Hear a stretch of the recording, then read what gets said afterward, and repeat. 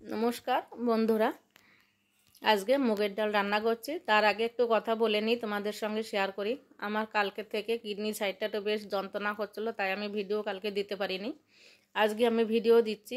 আজকে আমরা সম্পূর্ণ নিরামিষ খাচ্ছি, কারণ কালকে জন্মাষ্টমী আছে বাড়িতে, গোপালের জন্মদিন, তাই আজকে আমরা নিরামিষ খাচ্ছি। মুগ ডাল ভেজে আমি সিদ্ধ বসিয়ে দিয়েছি।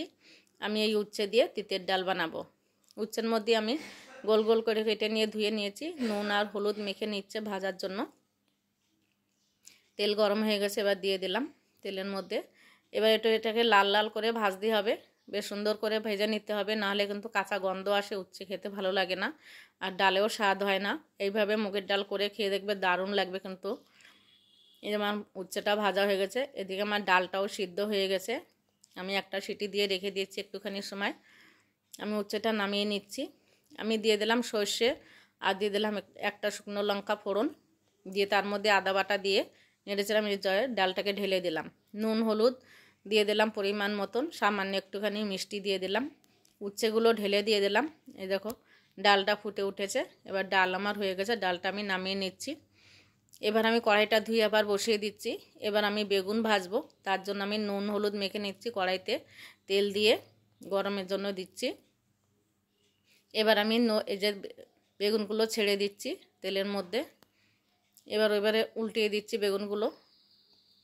বেগুনটা একটু পোকা ছিল, তার জন্য একটু ফাঁকা হয়ে আছে, এরকম কেটে বাদ দিয়ে দিয়েছি, হয়ে গেছে। এবার আমি পটল ভাজা করব। পটলটা আমি নুন হলুদ মেখে নিলাম, আগে থেকে ছাড়িয়ে নিয়েছিলাম। এবার ভাজা বসিয়ে দিলাম। এবার পটলটাকেও আমি এরকম লাল লাল করে ভেজে তুলে নেব। উল্টিয়ে দিচ্ছি, এই পিঠটা হয়ে গেছে। এবার পটল ভাজাটাও আমার হয়ে এসেছে, নামিয়ে নিলাম।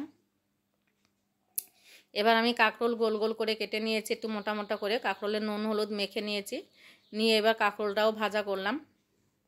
এবার ভাজা বসিয়ে দিয়ে এবারেও এটাকেও বেশ লাল লাল করে ভেজে নেব। দেখো বন্ধুরা, নিরামিষ খেতে গেলে এরকমের কয়েকটা ভাজা একটু ডাল হলেই যথেষ্ট, খাওয়া হয়ে যায়, আর কিছু লাগে না। দেখো আমার কাঁকরোল ভাজা হয়ে গেছে, আমি তুলে নিচ্ছি।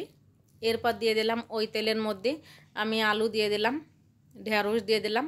এটা একটা মাখা মাখা রেসিপি বানাবো, খেয়ে দেখবে। এই তরকারিটা খেতে কিন্তু দারুণ লাগে। ধনের গুঁড়ো, জিরের গুঁড়ো, নুন হলুদ পরিমাণ মতো দিয়ে দিলাম, অল্প একটু টমেটো কেটে দিয়ে দিয়েছি। এবার দিয়ে দিচ্ছি হলুদটা, একটা কাঁচা লঙ্কা চিড়ে দেবো এর মধ্যে। এবার জল দিয়ে দিলাম, দিয়ে এই তরকারিটা খেয়ে দেখবে কত সুন্দর লাগে। এই যে আমার মাখা মাখা তরকারির রেসিপি কমপ্লিট করলাম। আমার রান্না কমপ্লিট। টাটা, নমস্কার, ভালো থেকো।